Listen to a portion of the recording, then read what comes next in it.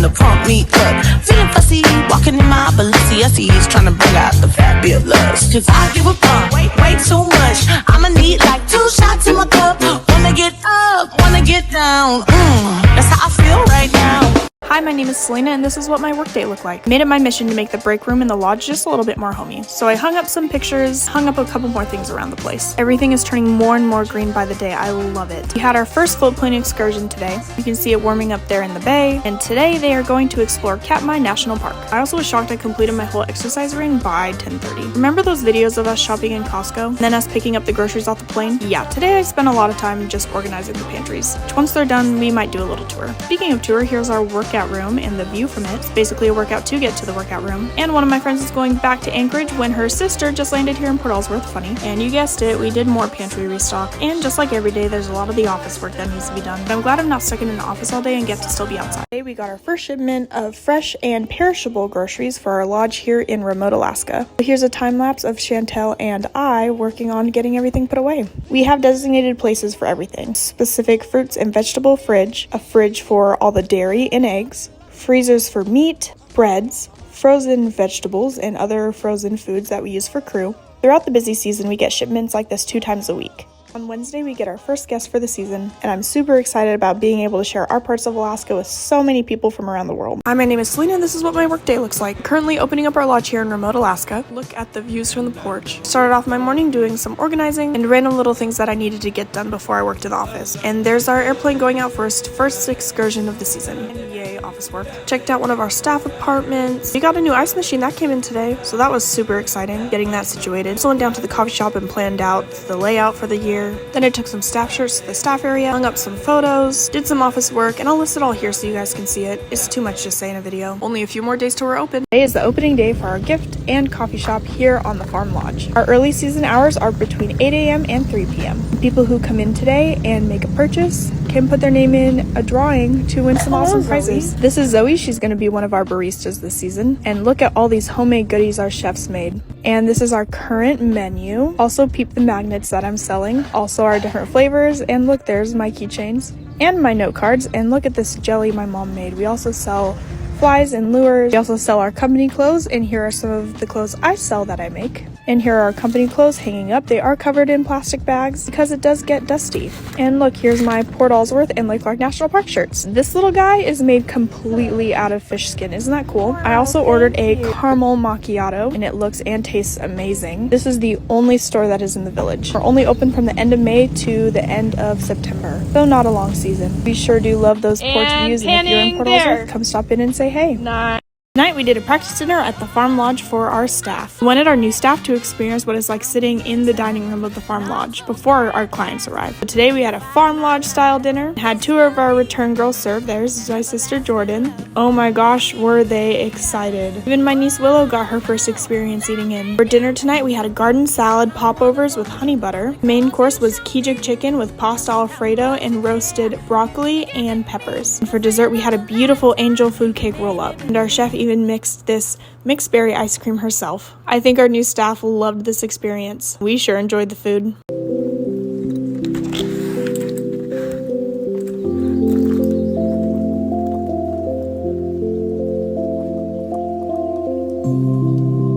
Yesterday, I got to go fly right seat with my dad in the Beaver. We were giving a tour of Lake Clark National Park to 4 of our clients, and this was my first time sitting right seat in the Beaver. It was a calm and beautiful scenic flight, but when we got here, Dad said I should pull out my phone and take a time lapse, and I'm so glad I did. We descended through this valley to get to Turquoise Lake. My jaw was to the floor the whole time. It was the most beautiful thing I've ever experienced in my life. I'm so thankful for the opportunities to be able to tag along with my dad. I really enjoyed being able to be his co-pilot and have conversation and learn more about this place that we get to call home. Oh Lord, save me, my drug is my baby I'll be using for the rest of my life. Don't blame me, love made me crazy if it doesn't, you ain't doing it right.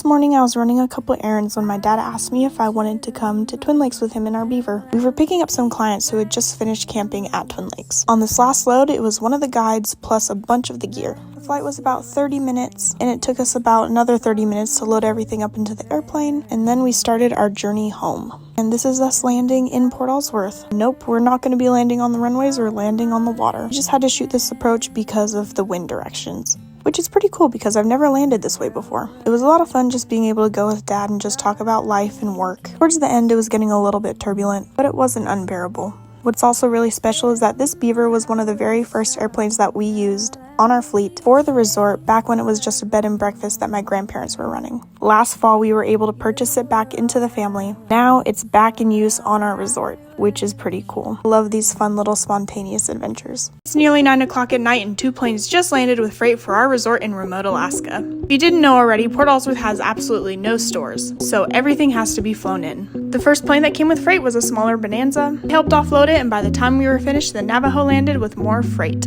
Everything gets offloaded into these trailers hooked up to four-wheelers and will be taken up to the lodge, which is less than a minute drive away. Honestly, just right up the hill from where the airplanes park. All in all, there were about 2 trailers full of freight. It's so awesome having the staff all come together to help, from grabbing it off the airplane, marking off checklists, and helping put it away. There are several different areas where we put the freight. This right here is where our fridge and freezer space is, and we keep a lot of our fruits and vegetables down here too. For the non-perishable items, we take it to what we like to call Costco, also known as the management's housing garage turned into a storage space, which is super helpful having extra things on hand. By the time all the freight was put away, it was about 9:30 at night. My name is Selena. I live in a remote Alaskan village that shares my last name, and this is what I did on my day off. Completely honest, I kept forgetting that I was making this video. That was very sporadic. This morning, I grabbed a coffee before doing a lot of cleaning in my house. Between cleaning, I went to the air taxi and just hung out with people, and even just stole my niece for a little bit. Right for the lodge came in right at dinner time. I just so happened to be walking by when it came in, and then helped put it away at the lodge. Did end up working on my day off, but that's okay.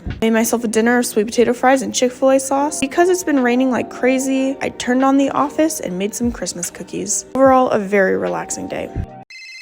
Good morning, angels. Good morning, Charlie.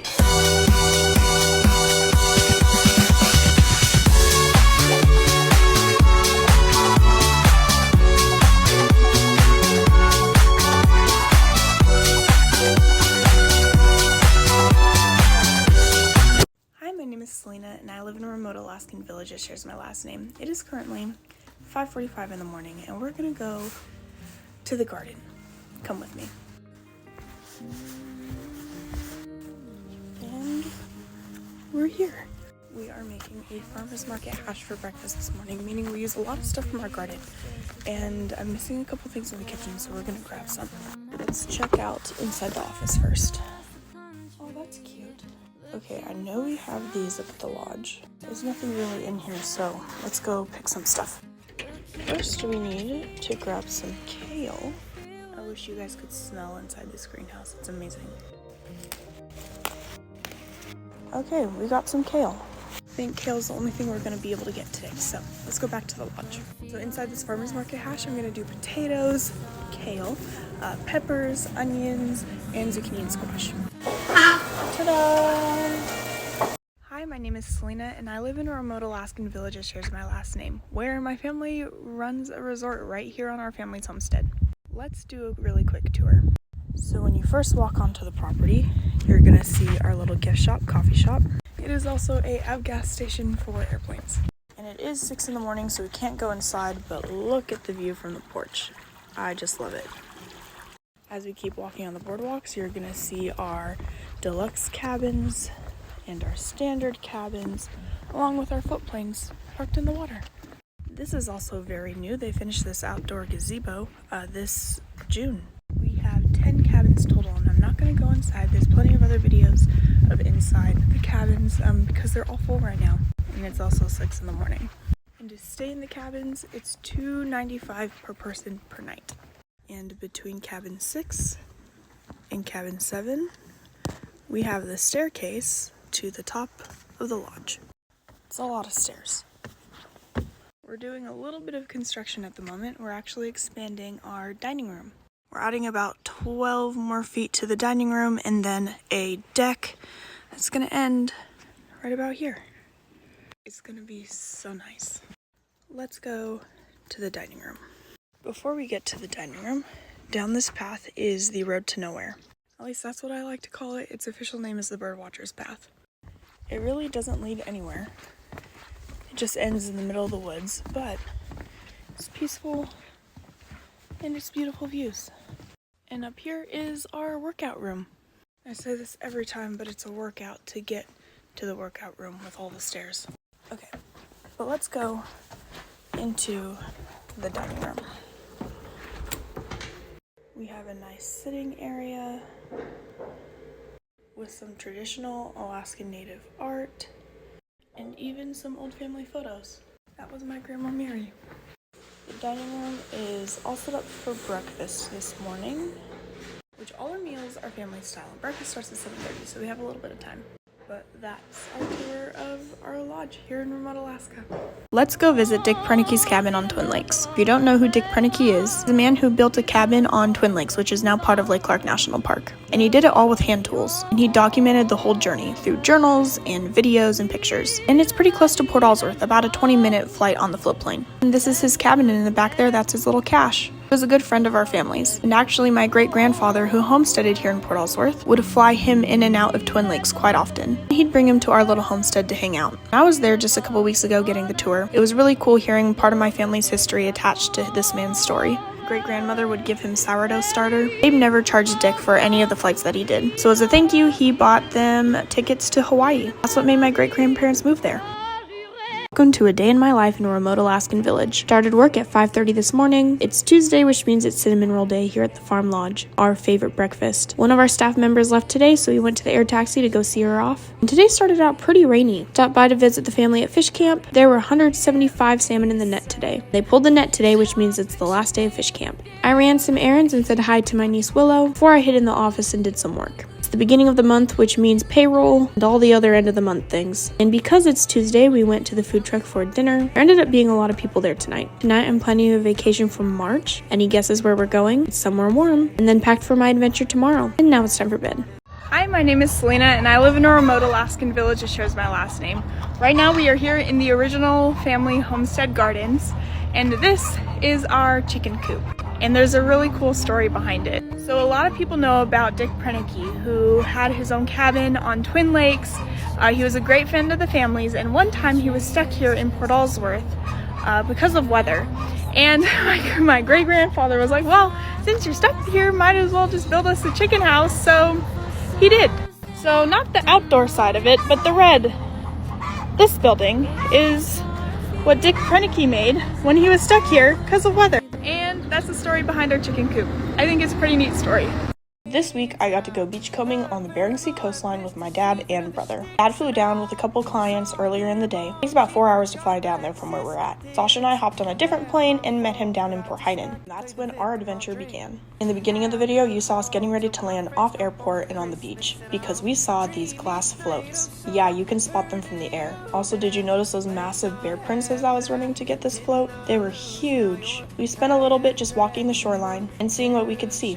These are Japanese fishing floats, and they floated all the way from Japan. Altogether, I found 3 different glass floats, which are now sitting around my house. And my brother also found a couple. You can see one of his still has the netting around it.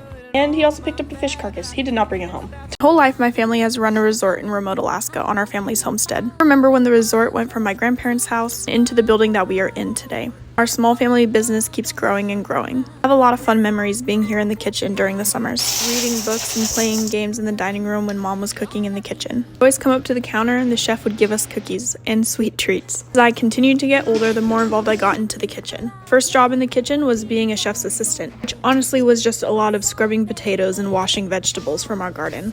I was a junior in high school. I was the morning chef's assistant, so I helped with breakfast and did a lot of the clients' sack lunches. The chef I was working with was one of my favorites. After that summer, I decided I wanted to be the breakfast chef. A lot of people said I couldn't do it because I was so young. And people say that makes me want to try even harder to prove them wrong. And look at me now. 7 years later, I'm managing the kitchen. During our flight through Lake Clark Pass, you can see this glacier that starts on one side, there's a big gap between the two, and it ends on the other. Grandfather was telling me when he was first flying through here, that glacier went all the way through the pass. It had to be about 700 feet higher higher than what we were to get over it. My great-grandfather was flying through here. He had to be 1,000 feet above us to get over it. The glacier also spread across this valley. Back then there were no weather cameras, so they just had to try it out and see if they could get over it. Weather was too bad, they had to turn back around and go to Anchorage.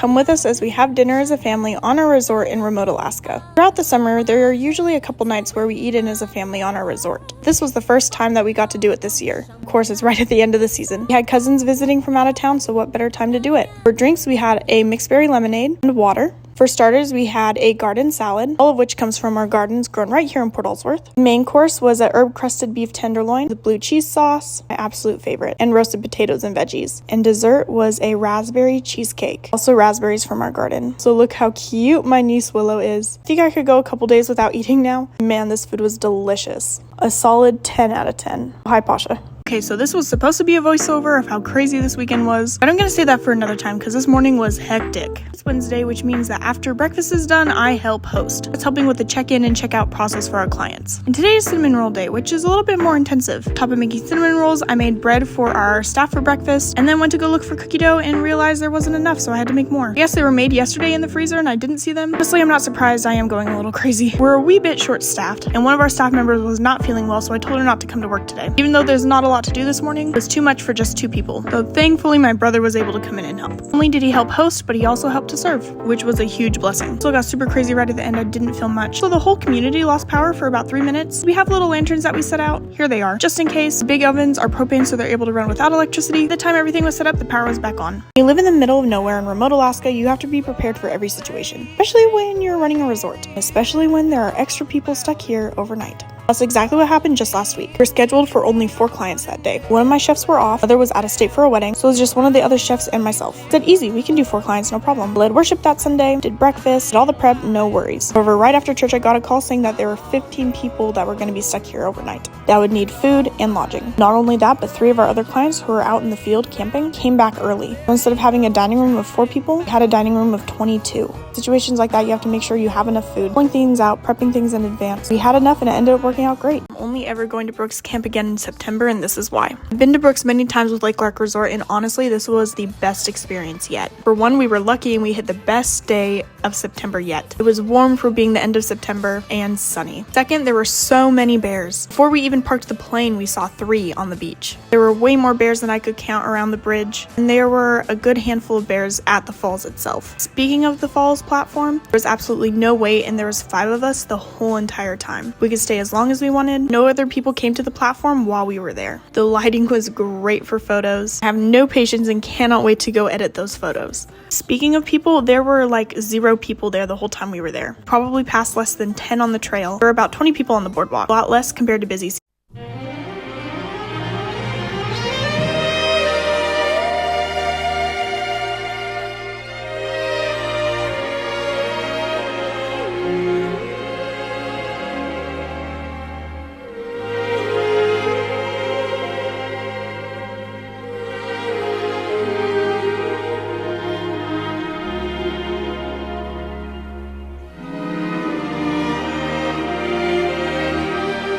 I just got to my parents' house to start work, and I really want a drink from the coffee shop, so let's go get one. And no, we are not wearing shoes because the house is connected to the coffee shop via boardwalks. Like, look at this view. We used to do this all the time as kids growing up, except we didn't have the nice boardwalks until we were a lot older. Beautiful cabins and fall colors. Okay, we just got here. Also, please don't judge my mismatched socks. Hello, Michelle. Can I get a lavender lemonade? You look good. Oh, it's delicious. And now that I got my lavender lemonade, I'm ready to go back to work. Come with me as we cook breakfast for our very last day of clients here at the resort in remote Alaska. I honestly can't believe we're already at this point. And of course, we couldn't end the season without making one more recipe of Granny's cinnamon rolls. This has and always will be one of the favorites here we do at the resort. There were 3 clients in the dining room. Because it's the end of our season, our flights and ground crew staff are also eating in the dining room, which made a grand total of 9 people this morning. Feels like just yesterday we were setting everything up and doing training, anticipating our first guest to arrive. And tonight, our last last guests leave for the season, and we will start the shutting down process of the resort. Our staff will be here for about another week or so. It's been a crazy season. A lot has happened and a lot of sweet memories were made. I'm very thankful for the clients that came through to visit us, the staff we had that just made the experience so much better, all of you guys here online following along the journey, and it sure is bittersweet coming to the end of the season. I don't need no light to see you shine. It's your golden hour. You slow down time in your golden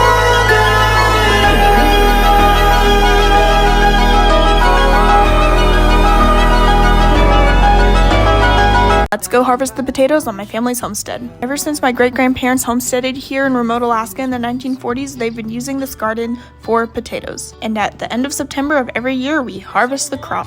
We harvested a few days later than we did last year. And last year we got snowed on. We didn't get any snow this year, just on the mountaintops.